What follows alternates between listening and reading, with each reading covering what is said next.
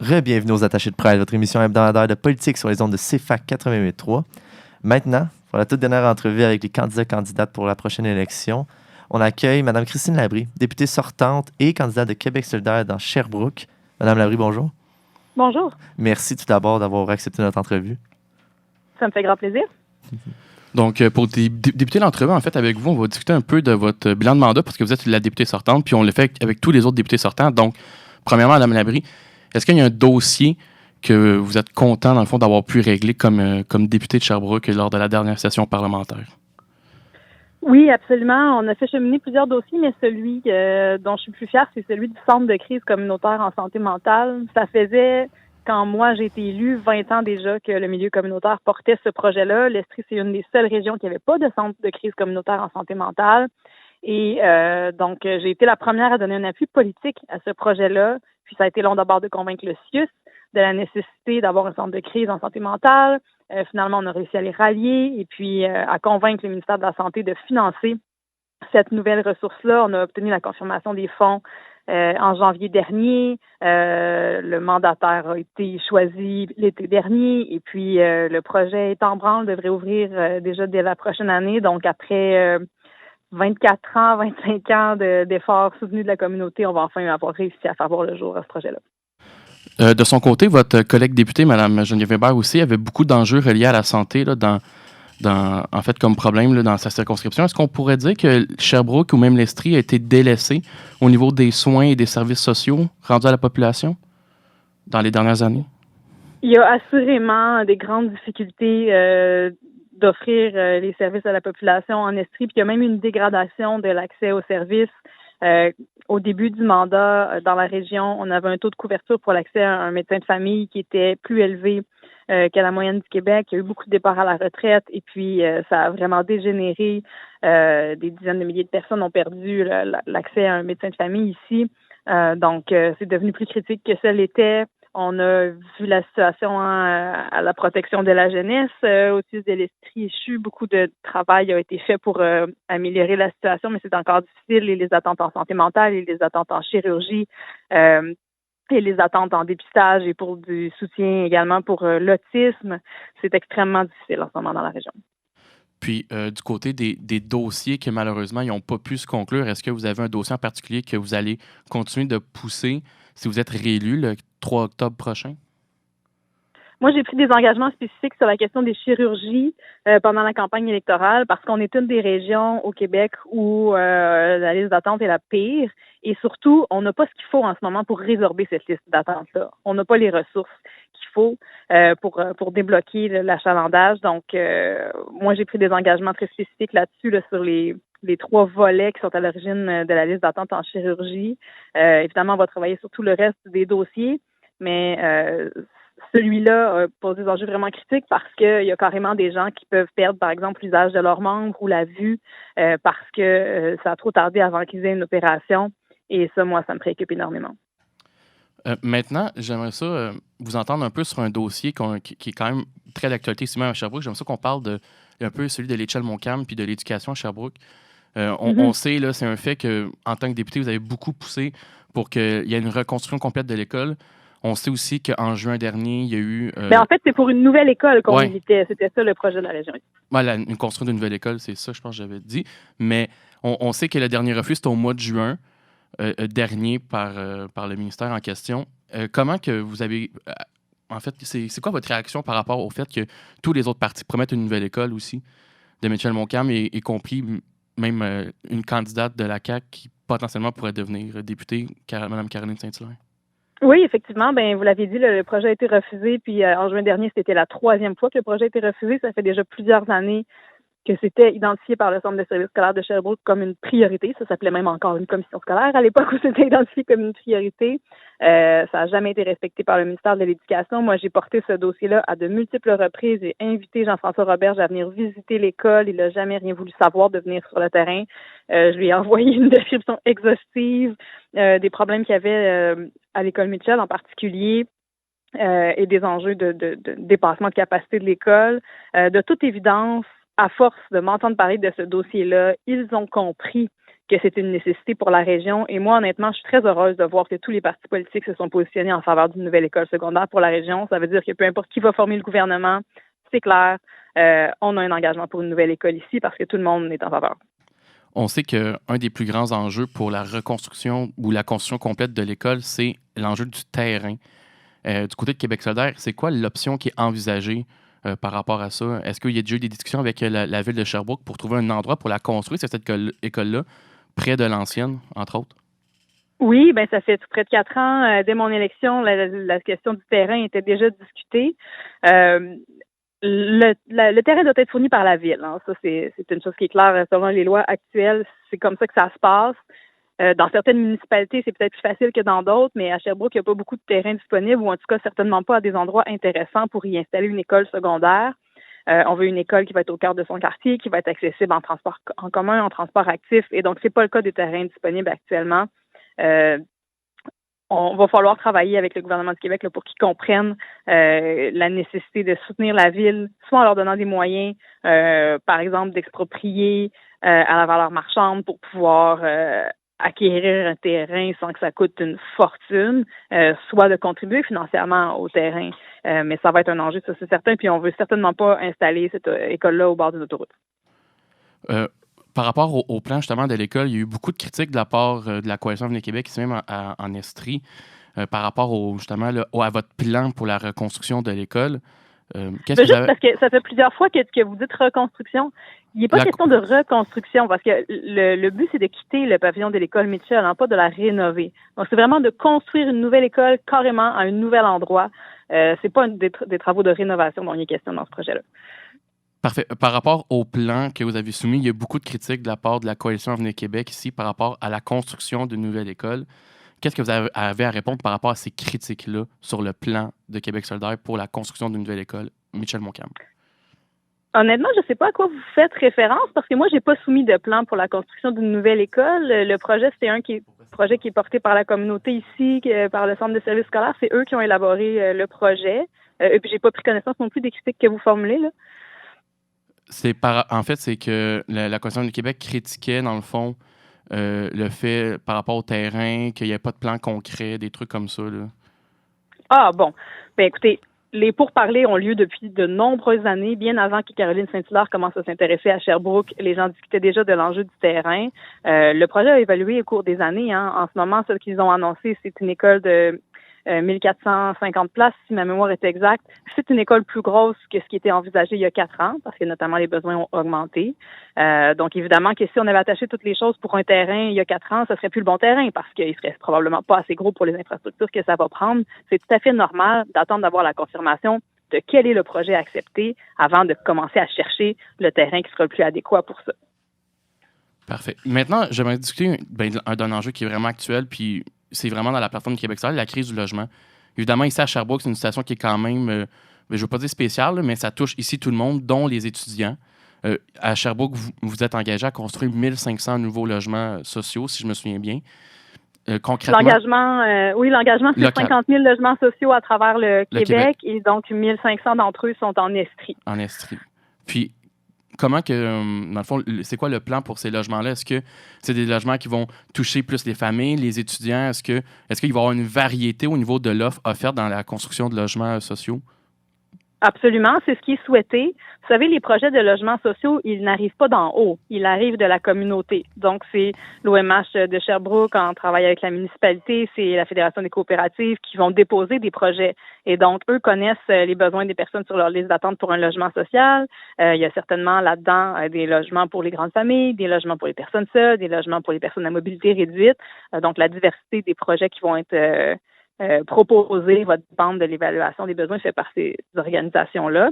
C'est comme ça que ça se passe déjà et c'est comme ça que ça va continuer de se passer sous Québec solidaire. C'est la communauté qui détermine les projets déposés et également l'endroit où ils sont construits. Nous, dans notre proposition, c'est de financer davantage là, de logements que ce qu'on a vu dans le passé parce que la liste d'attente, elle est au-dessus de 1300 ménages pour un logement social ici, juste à Sherbrooke. Donc, c'est certain que ça ne répond pas aux besoins. Puis, j'ai aussi pris l'engagement de soutenir l'Université de Sherbrooke puis le Cégep par rapport à leurs besoins en matière de résidence. parce qu'il n'existe aucun programme depuis des décennies pour financer la construction de nouvelles résidences et il y a des besoins criants autant au Cégep qu'à l'Université de Sherbrooke. Ces institutions-là sont prêtes à développer des projets de résidence. Malheureusement, elles n'ont pas d'enveloppe prévue pour ça. Et donc, ça voudrait dire d'utiliser des enveloppes prévues pour autre chose, alors que tous les autres besoins au sein d'un établissement d'enseignement supérieur sont importants. Il ne faut pas qu'elles aient à couper, par exemple, dans d'autres services aux étudiants. Moi, je vais travailler avec les institutions pour réussir à obtenir du financement pour des projets de résidence. On sait que, justement, l'enjeu du logement aussi, c'est important dans la plateforme de Québec solidaire.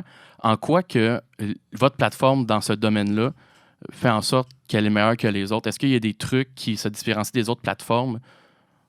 Absolument. Les propositions de Québec solidaire en matière de crise de logement sont beaucoup plus complètes parce qu'il n'y a pas une solution miracle à ça. On vient de parler du logement social, ça fait partie de l'éventail de solutions qu'on doit déployer. On a également fait des propositions pour l'accès à la propriété parce que c'est également un enjeu. Il y a eu vraiment surenchère au niveau immobilier ici à Sherbrooke. Ça pose problème. Moi, quand je rencontre des gens, par exemple, je pense à un couple que j'ai rencontré, un pharmacien et une architecte, qui regardait le marché et se rendait compte qu'il ne serait pas capable d'accéder à la propriété à Sherbrooke, alors que pourtant, ce sont des emplois assez bien rémunérés. Pour moi, c'est critique.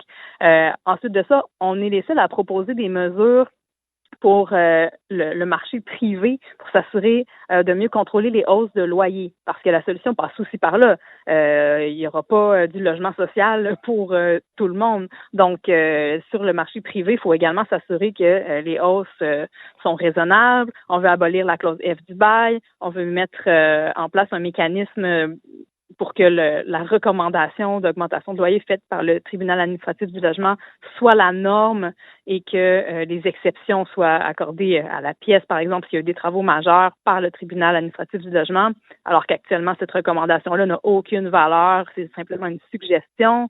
On veut mettre en place un registre des loyers. Donc ça, c'est toutes sortes de manières de s'assurer que sur le marché privé, les droits des locataires vont être mieux respectés et puis que les hausses vont être plus raisonnables. Parce que c'est 26 % d'augmentation là, dans la dernière année pour un logement à Sherbrooke, les logements qui sont sur le marché. C'est juste pas raisonnable de penser que les gens sont capables de suivre des hausses comme celle-là. Aussi, évidemment, bon, ce qui fait en sorte que évidemment, bon, les maisons coûtent de plus en plus cher et que les loyers aussi, c'est évidemment bon, l'inflation qui touche tout le monde, évidemment, dans la société en ce moment. À Québec solidaire, vous proposez justement de suspendre la taxe de vente provinciale sur certains biens essentiels. En quoi cette taxe de vente-là, la suspension d'une taxe, va pas peut-être faire en sorte qu'on ne sera pas capable de se payer certains services sociaux? Bien, d'abord parce que c'est une mesure temporaire. Nous, la suspension de la TVQ sur des biens essentiels, on veut le faire jusqu'à ce que l'inflation revienne en bas de 3 %. Donc, c'est pas une mesure qui est définitive, c'est une mesure temporaire, à la différence des baisses d'impôts qui sont proposées par d'autres formations politiques. C'est une mesure parmi tant d'autres qu'on propose pour faire baisser les factures des gens. Toutes nos propositions en matière de logement, et je viens de vous en énumérer plusieurs, ça vise également à soulager les familles, les citoyens, parce que c'est la principale dépense de tout le monde, se loger, donc le logement, l'hypothèque. Donc, ça, c'est vraiment très important de s'attaquer à ça. On ne peut pas prétendre vouloir soulager les gens face à l'inflation sans s'attaquer à la principale dépense des ménages. On a également des propositions pour réduire le tarif du transport en commun, pour une assurance dentaire universelle, pour l'inclusion des soins de santé mentale à la couverture de l'assurance maladie, et ainsi de suite. Abolition des frais chargés aux parents par les écoles primaires secondaires, diminution de 25 % des frais de scolarité dans nos cégeps, nos universités. Donc, nous, c'est comme ça qu'on fait pour s'assurer de diminuer les factures des gens. Puis, par ailleurs, pour financer des mesures comme celle-là, oui, on va aller augmenter le taux d'imposition des personnes qui gagnent plus de 100 000 $ par année parce que nous, on vise une meilleure répartition de la richesse au sein du Québec. Il y a des gens qui ont vraiment de la misère à arriver en ce moment, même des gens qui travaillent à temps plein, qui sont dans les banques alimentaires pour y arriver. Et il y a d'autres personnes qui ont une excellente santé financière actuellement puis qui peuvent contribuer davantage. Maintenant, j'aimerais ça qu'on parle d'enjeux vraiment plus locaux. J'aimerais ça qu'on parle du lien Montréal-Sherbrooke. Ça fait longtemps que c'est dans les médias ici. Que ce soit l'aéroport, un train. Il y a plusieurs partis qui proposent divers trajets, même pour le train. À Québec solidaire, c'est qu'est-ce qu'on veut prôner ici à Estrie comme le lien de Sherbrooke à Montréal? Nous, on s'est positionné en faveur du train, très clairement.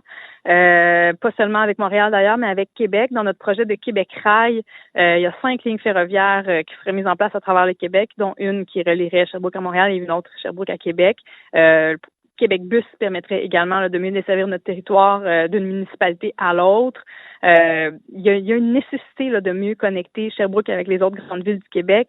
Actuellement, ces services-là, d'abord, ils sont chers. C'est pas des services d'une excellente qualité. Puis moi, l'autobus Sherbrooke-Québec, je l'utilise sur une base régulière pour aller à l'Assemblée nationale depuis 4 ans. Je peux vous dire que le niveau de service de cette ligne-là a absolument pas rapport par rapport au tarif qui est demandé. C'est pas un service d'une grande qualité, puis ça paraît, il y a très peu de gens qui l'utilisent, notamment parce que le trajet est très long. Donc, nous, on veut mieux connecter Sherbrooke avec les autres villes du Québec. Puis, ça fait partie des choses qu'on doit faire pour donner des options aux gens pour qu'ils puissent s'affranchir de la voiture. Le transport collectif au sein de nos villes en fait partie, mais aussi d'une ville à l'autre. Aussi, en parlant justement de transport collectif, il y a aussi le projet de tramway aussi, qui est à Sherbrooke aussi, qui va coûter, en fait, qui est estimé à environ 4 milliards de dollars si on suit, dans le fond, à l'annonce qui avait été faite. Est-ce que Sherbrooke a réellement besoin d'un tramway aujourd'hui en 2022, alors qu'on a quand même un réseau structurant de transport commun qui est présent? On ne devrait pas plus améliorer ce réseau-là maintenant au lieu de faire un tramway aujourd'hui? Quand on propose un tramway, on ne le propose pas pour 2022. Vous comprendrez que ça prend une dizaine d'années élaborer et construire un projet de cette nature-là. Donc, évidemment qu'aujourd'hui, la solution qu'on doit faire tout de suite, dès maintenant, et qu'on aurait dû faire il y a 10 ans déjà, c'est de rehausser la fréquence de nos lignes d'autobus actuelles. Mais quand on va en politique, c'est pas pour penser à court terme, c'est pour penser à long terme. Et oui, les besoins de Sherbrooke en matière de transport en commun, ils augmentent. C'est une ville qui est en croissance. Une croissance plus importante d'ailleurs que dans les autres villes, que dans les autres régions du Québec, en Estrie.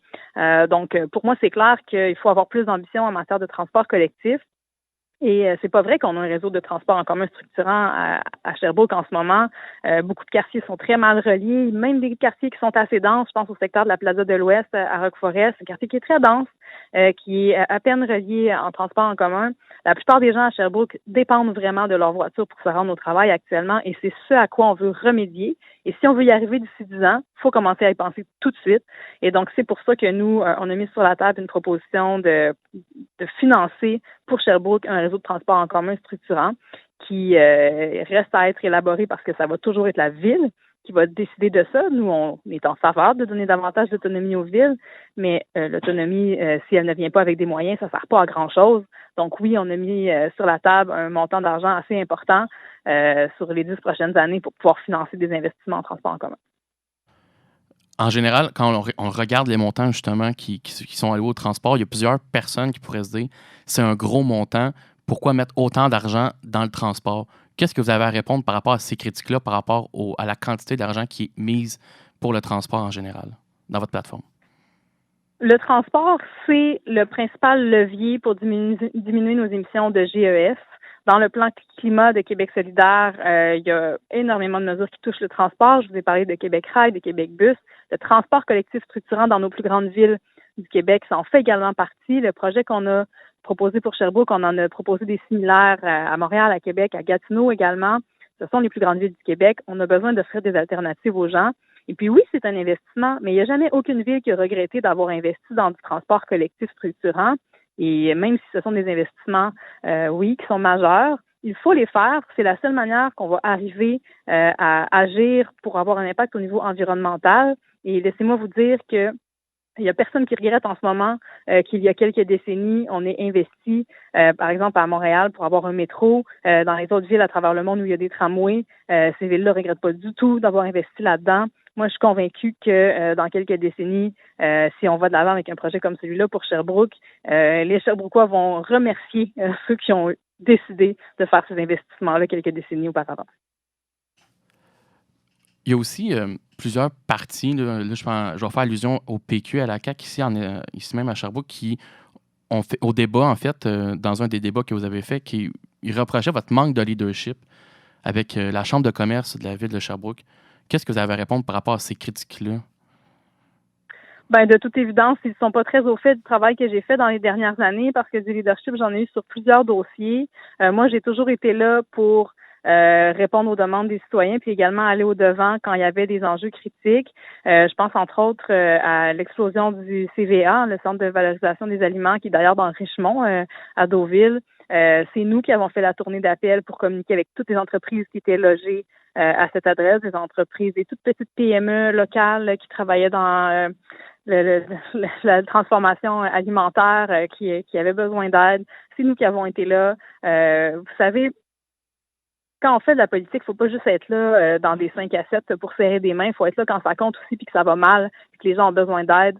On a toujours été là dans ces cas-là. Et puis, on passe pas notre temps à étaler le détail des dossiers de chacune des entreprises ou des citoyens qui entrent en contact avec nous dans un bureau de circonscription parce que chacun de ces dossiers-là est confidentiel. Mais laissez-moi vous dire que à l'année, ce travail-là, il s'est fait. On a répondu à des milliers de demandes depuis mon élection en 2018, puis on va continuer de le faire d'ailleurs si je suis réélue. Le leadership, c'est d'être là aussi quand ça va mal. Hein. Puis moi, ce que j'ai vu du gouvernement de la CAQ, c'est que ils n'étaient pas nécessairement là quand ça allait mal. Je les ai jamais vus sur des lignes de piquetage pour aller voir des travailleurs, par exemple, de la santé, des services sociaux, de la petite enfance, de l'éducation, qui voulaient des meilleures conditions de travail. Moi, je trouve ça particulier là, de me faire reprocher mon manque de leadership alors que j'ai été présente pour ça aux côtés de toutes les personnes qui menaient des luttes très importantes là, pour l'avancement de leurs conditions. Madame Labré, on va conclure l'entrevue avec ce sujet-là qui est quand même très d'actualité, c'est arrivé hier. Il y a plusieurs partis à Sherbrooke qui reprochent à Québec solidaire de faire certaines publicités près des bureaux électoraux, plus précisément à l'Université de Sherbrooke, proche du bureau de vote. Qu'est-ce que vous avez à dire par rapport à ce dossier-là, par rapport aux critiques qui sont faites des autres partis, par rapport aux pamphlets qui ont été justement déposés, que Élections Québec a dû retirer hier? Effectivement, on est présent sur le campus. Le seul endroit où on n'a pas le droit d'être, c'est dans le bâtiment où se trouve le vote. Et donc, on a été présent dans les autres pavillons pour informer les étudiants de l'existence du vote, de l'emplacement du bureau de vote, et puis on leur a distribué des dépliants. Après, vous comprendrez qu'on peut pas suivre à la trace chacun des étudiants à qui on remet un dépliant pour savoir comment ils vont en disposer. Possible que certains d'entre eux les aient déplacés d'un pavillon à l'autre, les aient amenés ailleurs. Mais nous, nos militants, ils étaient présents dans les autres pavillon et jamais dans celui où se déroulait le vote. Puis on va continuer d'être présent toute la semaine parce qu'on découvre encore à chaque jour des gens qui ne savent pas qu'ils peuvent voter sur le campus. Et donc, pour nous, c'est très important que les étudiants sachent qu'ils peuvent voter sur le campus et on va continuer de les informer à ce sujet-là. Madame Labré, écoutez, merci beaucoup pour votre temps. On sait qu'en fin de campagne, c'est pas facile de se libérer pour répondre à nos questions par rapport à certains enjeux. Je vous remercie de votre temps. Je vous souhaite aussi bonne chance pour le 3 octobre, pour dans le fond, l'élection. Puis on vous souhaite bonne fin de campagne dans les quelques jours qui restent. Je vous remercie. Bonne fin de journée.